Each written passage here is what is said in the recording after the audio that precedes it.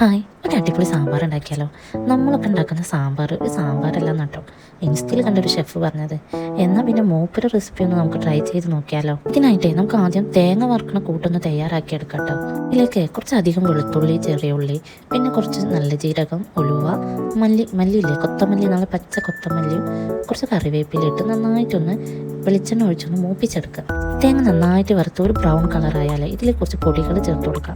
മുളക് പൊടി, കുറച്ച് മഞ്ഞൾപ്പൊടി, കുറച്ചധികം മല്ലിപ്പൊടി, പിന്നെ കുറച്ച് കായ്പ്പൊടിയും കൂടി ചേർത്ത് ഈ പൊടിയുടെ പച്ചമണം ഒന്ന് മാറുന്നത് വരെ ഒന്ന് മൂപ്പിച്ചെടുക്കുക. നന്നായിട്ട് അരച്ച് മാറ്റി വെക്കുക. പിന്നെ നമുക്ക് സാമ്പാറിന് ആവശ്യമായ കഷ്ണങ്ങളും പരിപ്പും കുറച്ച് മഞ്ഞൾപ്പൊടി ഉപ്പിട്ട് നന്നായിട്ട് വേവിച്ചെടുക്കുക. വെണ്ടക്ക, തക്കാളി അല്ലാത്ത ബാക്കി എല്ലാ കഷ്ണങ്ങളും വേവിച്ചെടുക്കുക.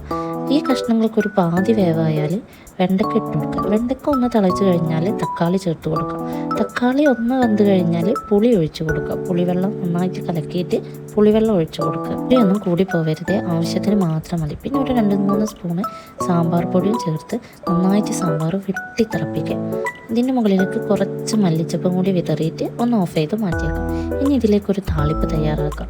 കുറച്ച് വെളിച്ചെണ്ണയിൽ കടുക്, ഉണക്കമുളക്, കറിവേപ്പില ഇത്രയും ചേർത്തിട്ട് കുറച്ച് ഉലുവയും കൂടി ചേർത്തിട്ട് ഇത് താളിച്ചിട്ട് സാമ്പാറിലേക്ക് ഒഴിച്ചിട്ട് അടച്ച് വെച്ച് മാറ്റി വെക്കുക. പിന്നീട് തുറക്കുമ്പോൾ ആ സാമ്പാറിൻ്റെ ഒരു മണമല്ലോ. അപ്പോൾ ശരിക്കും നമ്മൾ സദ്യയിലൊക്കെ കഴിക്കുന്ന സാമ്പാറിൻ്റെ അതേ മണം രുചിയും. ഷെഫ് പറഞ്ഞത് ശരിയാണ്, ഇത്രയും കാലം ഉണ്ടാക്കിയതൊന്നും സാമ്പാറല്ലായിരുന്നു. ഇങ്ങനെയൊന്ന് ട്രൈ ചെയ്തു. ഒരു പപ്പടം കൂടി സാമ്പാറിൽ കുഴച്ച് കഴിച്ചാലുണ്ടല്ലോ, ഒരു സദ്യ കഴിക്കണ ഫീലായിരിക്കും ഇത് കഴിക്കുമ്പോൾ. ഇത് കഴിച്ചപ്പോഴാണ് ഇതുവരെ ഉണ്ടാക്കിയൊന്നും സാമ്പാറല്ലാന്ന് മനസ്സിലായത്. നിങ്ങളൊന്ന് ട്രൈ ചെയ്ത് നോക്കും. ഒരു ബെസ്റ്റ് സാമ്പാർ റെസിപ്പി ആയിരിക്കും ഇത്. ഷെഫിന് എന്തായാലും താങ്ക്സ്. ഒരു അടിപൊളി സാമ്പാർ റെസിപ്പി പറഞ്ഞാൽ മതി.